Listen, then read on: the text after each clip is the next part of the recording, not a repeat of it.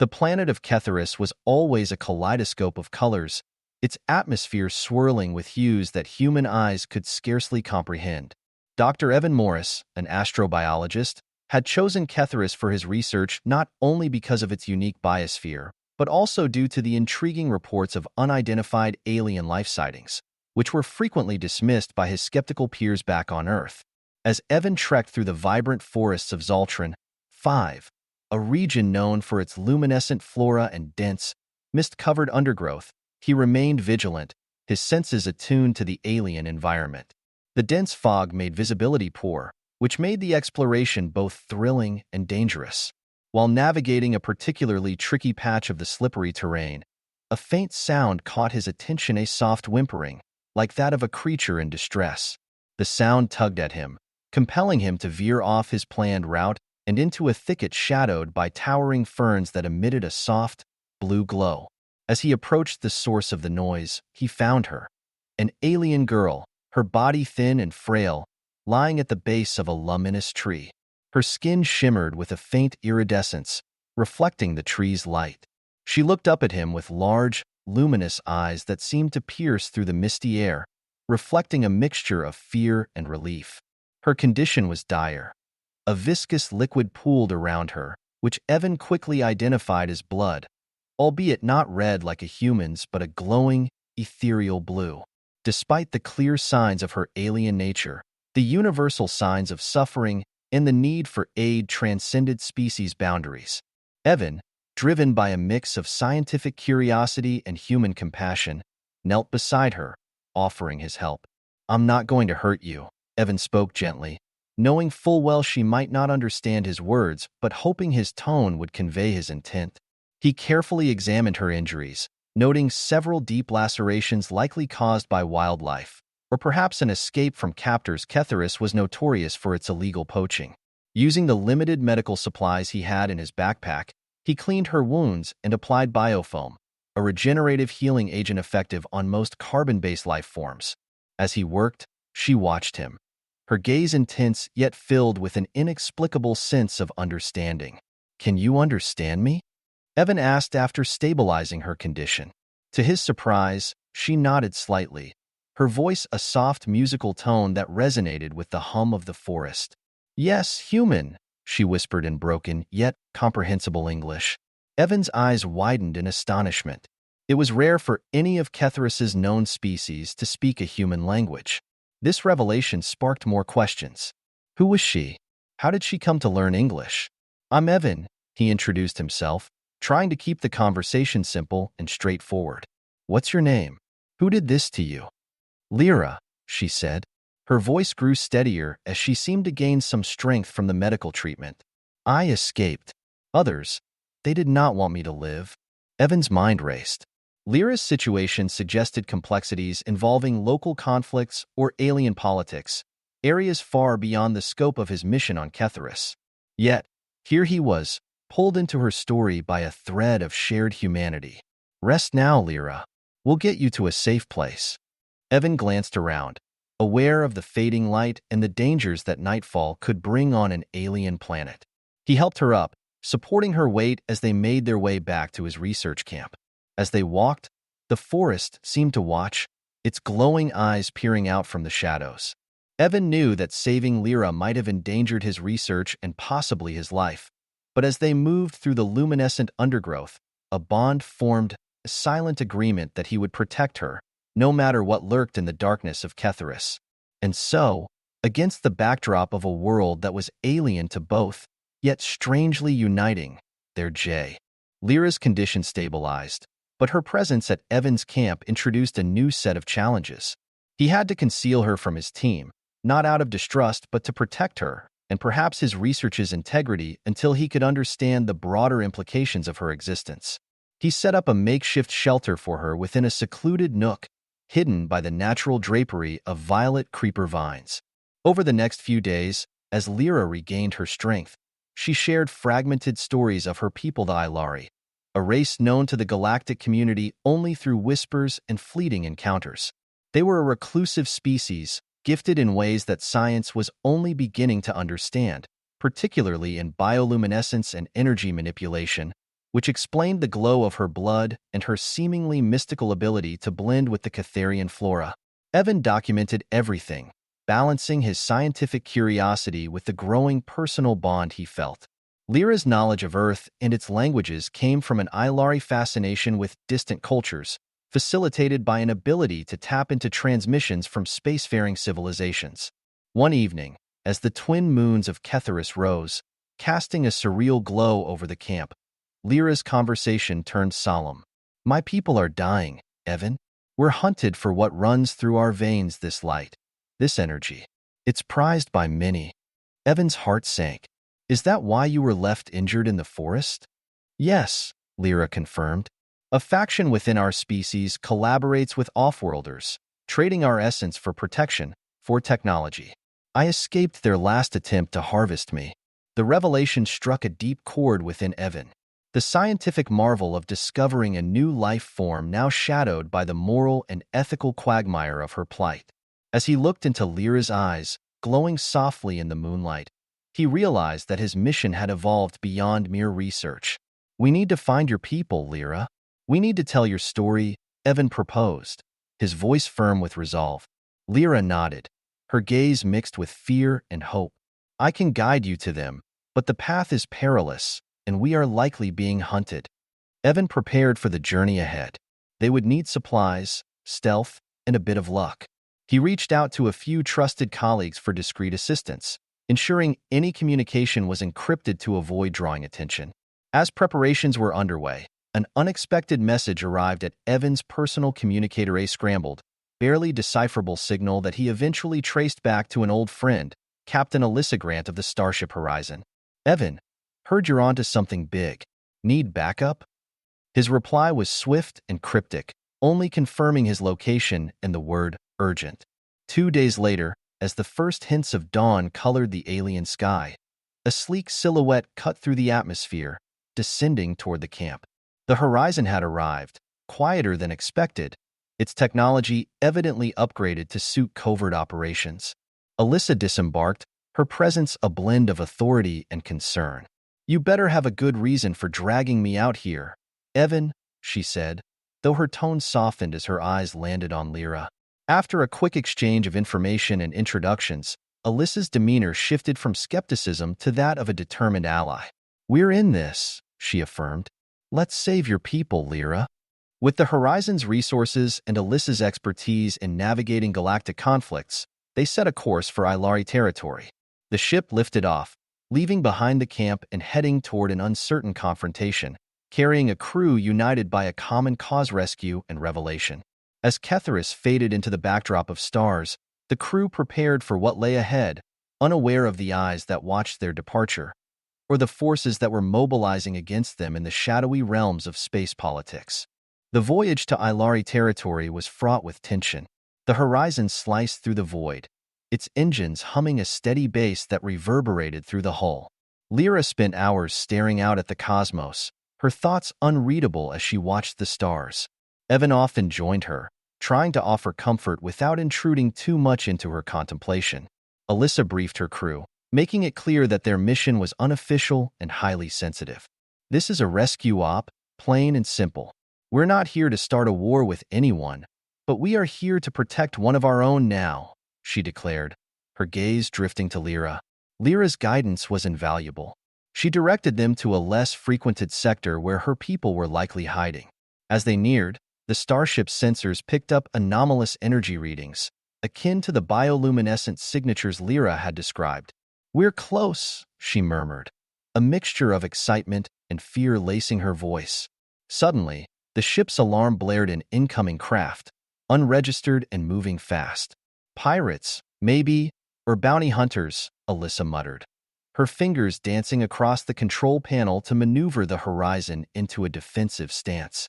Evan watched, heart pounding, as Alyssa engaged the intruders with a series of evasive maneuvers and non-lethal countermeasures. The encounter was brief, the attackers, likely not expecting resistance from a supposedly simple research vessel, disengaged and disappeared into the dark. "Seems we've caught someone's attention," Alyssa remarked dryly. "Stay sharp, everyone. This mission just got more complicated." As they proceeded, the the sensors detected a faint signal, a distress call, buried beneath layers of cosmic interference. Lyra's face lit up with a mix of hope and desperation. "That's my people," she exclaimed. Following the signal, they discovered a hidden asteroid field.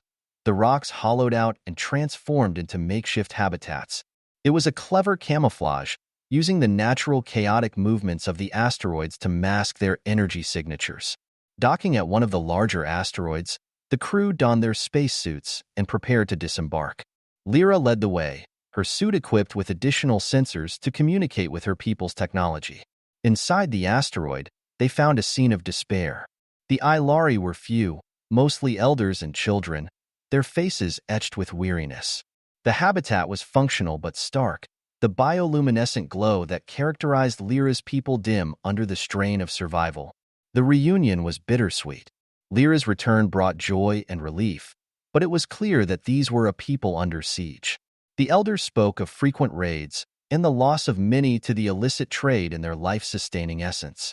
Evan and Alyssa listened, documenting everything. The gravity of their discovery was overwhelming. Here was a civilization teetering on the brink of extinction, hidden away in a forgotten corner of the galaxy. "We need to move them," Alyssa decided. After a lengthy discussion with Lyra and her people, "This place isn't safe anymore. My ship can't carry everyone, but we can make multiple trips to a safer location." The plan was set into motion. The Horizon would first take the most vulnerable, the sick and the young, while Evan stayed behind with a security detail to protect those remaining until they could return. As the Horizon made its first departure, Evan felt a new weight on his shoulders. He was no longer just a scientist.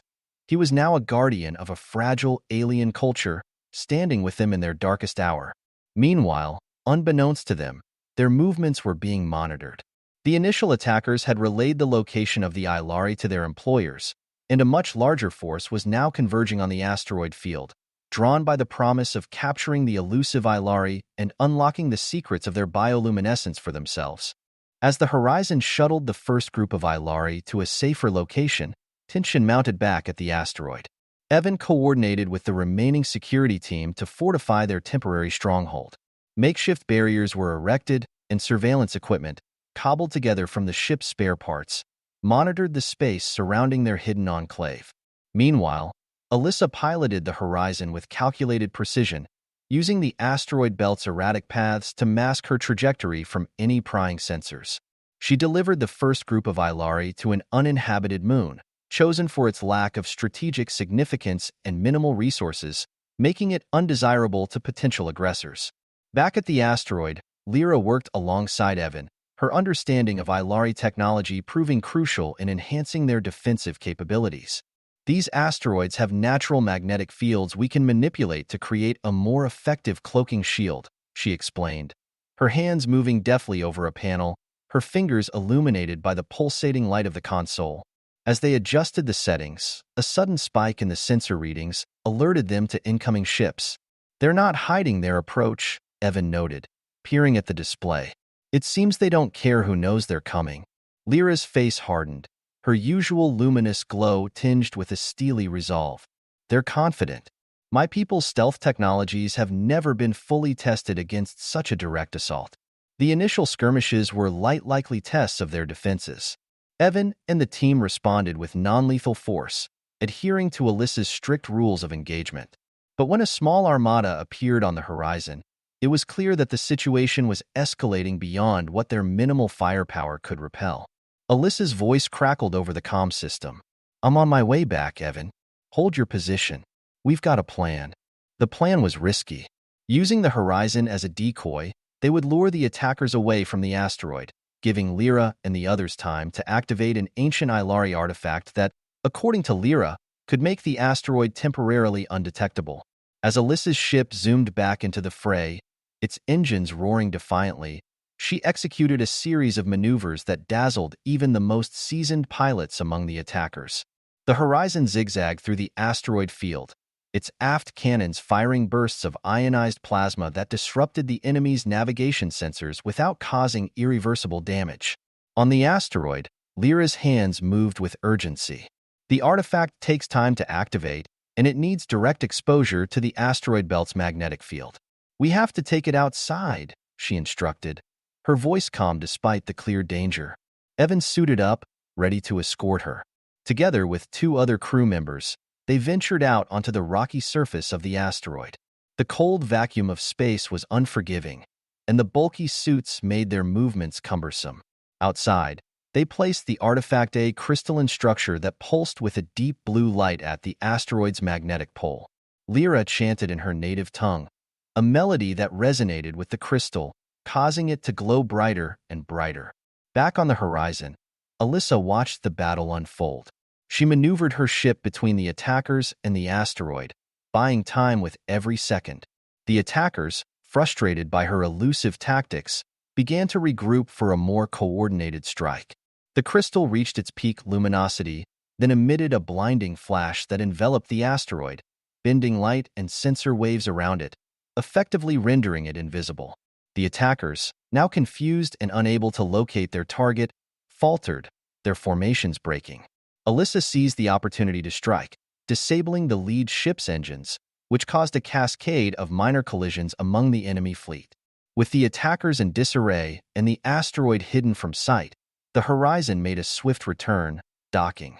With the immediate threat to the Ilari momentarily neutralized, the Horizon sped through space, its destination now a secluded outpost on the fringes of the Galactic Union's jurisdiction.